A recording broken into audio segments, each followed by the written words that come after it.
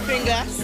Like weed, MDMA. And cocaine. How to take it and when to take it, because they don't know how it's going to hit them and the effects it could have. I was having anesthesia. I tried to, I didn't really even know what was happening. I took 2 and like straight away I was just like completely like engrossed in my work. But it doesn't make you, like, I don't know, it doesn't make you do your work. It doesn't. Nearly 3/4 of Britain's 2.5 million university students have taken illegal drugs. Most popular drugs among students: cannabis, MDMA, laughing gas, cocaine and ketamine. So it follows that somebody has to be there feeding our future MPs and business leaders. If you live in halls and don't know whom this guy or girl is yet, take it as a sign you should get more friends. We went to ask a local student dealer what makes intelligent, educated, ambitious people choose to sell drugs. I personally do it so I can get a bit of change on the side, because things are quite expensive out here, like living expensive, food. Sometimes you can get a whole week without eating. Maintenance loans are barely adequate for most students. The average cost of renting is £10,000 per year, and the most a student can borrow is £5,000. It's easy to see why other students may find other means of support. What drugs do you sell? Mandy, MDMA, sold cocaine, sold some pills. University is a time when people experiment with things and flirt with radical ideology. There is a ready market for student dealers. Student halls is a dense and profitable place.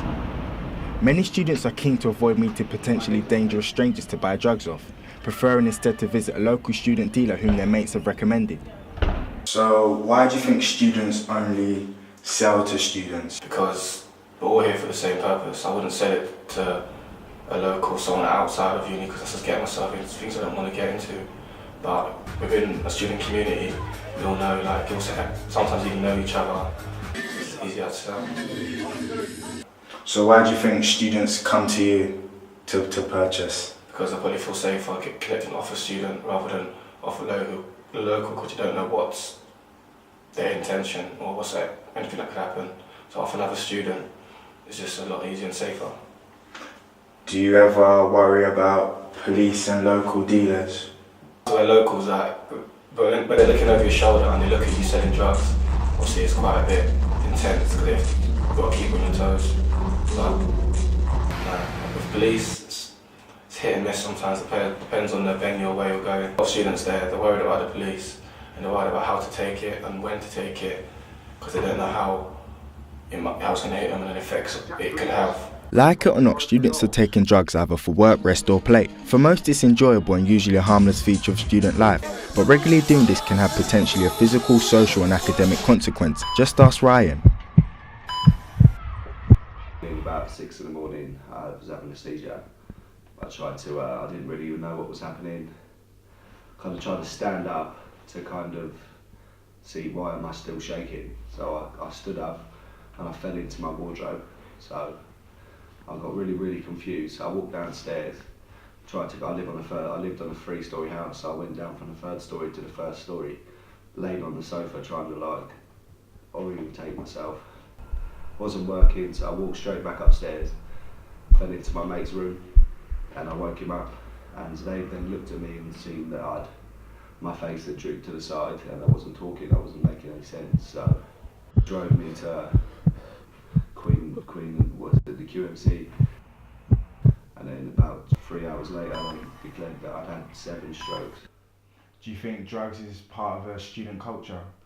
I think there is a large percentage of drugs amongst the student culture. Obviously you still get your groups of people who are very against it and wouldn't do it to do so, but I do think the kind of image towards with students, a lot of it is drug related. I think it's a big impact with everything that goes on in the world. The type of music that's commercialised at the moment is to do with drugs. What made you do drugs then? I think a lot of it was at the time and place, meeting new people, different groups of friends, kind of jumping on a bandwagon. The clubs I was going to, that was the kind of common thing to do rather than just to get pissed. What implications has drugs had on you? I had to resit uni due to having a stroke, which obviously wasn't a very good thing. Kind of a life changer. That's the reason why I've stopped doing drugs as a whole. I think drugs is it's a good aspect of the student culture. Or do you think it's been done that negatively? Has it ever been negative? As students, we're meant to grow up, and growing up is also taking in, experiencing things which you haven't done before, and being able to make your decisions whether that's right or wrong. So in terms of with me, I got caught up in the whole kind of atmosphere. I kind of did it a little bit too much to say to speak. And the adverse effect is that it ended up nearly causing me to pass away. So in that perspective, there is bad elements about it, but that's, I suppose, is down to the individual. Students not only use drugs to get high, but use them to get higher grades. More than a fifth of students admit to taking smart drugs to stay awake and study longer. Most popular Ritalin and modafinil, they're rumoured to be the model of the fictional pills in the movie Limitless. You know how they say that we can only access 20% of our brain? This lets you access all of it. The drug's ability to increase concentration and combat tiredness has given its popularity among a number of students. Some people I've spoken to said that they get first in everything, that's why they use it. And with me, like personally, I took it because I can't concentrate and I do need something to help me concentrate. So when I heard about it, I was like, I'm going to do it. What does it feel like when you're on it? First time I took it, I took one, and I didn't feel anything. I didn't feel like I was engaged in my work. I just concentrated for like an hour and then nothing happened. And I was like, well, that was shit. So then the next time I did it, I took two. And like straight away, I was just like completely like engrossed in my work. Do you think people take it because of the pressure? I think maybe, especially in third year, because there's so much work and like deadlines and stuff in a short space of time. But I have 9 pieces of work due in 3 months. So you just want to get it done. Like you have to, like, and you can't just like rush to get it done. You have to do a good job of everything that you do. What's the price of it and how did you get it? I got it online and I got 10 pills for £10. And you worried about like the side effects? Prescribed drug is not something that's illegal, so I did my research before. I read articles for it and stuff, spoke to people, so I knew that it was legit to take it. Students who aren't prescribed to smart drugs are more likely to seek them off the internet. The problem is students may actually be buying something that could be more harmful to them, thinking it's modafinil or Ritalin, when it could be an entirely different substance. It is argued that Ritalin has shown to specifically improve working memory, whereas modafinil increases and improves memory functions by 10%. But is this classed as cheating? We asked a Nottingham Trent University student member his opinion on student policies on drugs. In terms of smart drugs, have you got any policies to do with that? Because I know it's legal to basically take Again, we don't have a stance on smart drugs as, again, the students haven't brought it to our attention as an issue. And so because of that, we haven't really got a stance on it. One issue that I would probably come up with apparently improves your memory by 10%. Mm-hmm. So obviously if other students who don't take smart drugs are basically at a disadvantage. So how do you feel about that? Do you feel like there should be like one rule for everyone? I know personally that the university frowns upon the use of smart drugs, but I'm not sure if they've implemented a rule to say that you are or you're not allowed to use them as they are legal. Recovery Nottingham is a local organisation that delivers drug treatment and recovery pathway.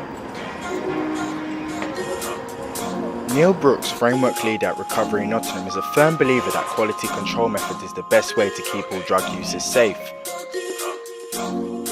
Setups to do your drug testing, always been a big believer in that. As much information as we can give to people about what's in the drugs is best. I mean, even with the legal highs, they're sold in shops and they come in packets, but it still doesn't tell you what is in the drug. So even that market isn't very good. So, you know, the illegal market, even less chance of knowing what's in your MDMA pill, for instance, which I think is a great service that they provide in Europe. We've tried a number of times to get that in the UK, but never received permission. But there was a good example at Christmas time with the pink Superman pills. Killed at least 5-6 people in the UK over Christmas, but in Amsterdam they knew straight away that PMA was in the pills prior testing, so people were given harm reduction around PMA, how to take their pills in a safer way as possible, not causing them any harm. In the UK, people didn't know that was what was in them, and there was no safety. Students and drugs activities are likely to end soon. Drugs may not be the problem, instead it could be our government laws and policies. But what we do know is that effective education can better student choices. So what is your 2-1 way out? I'm trying hard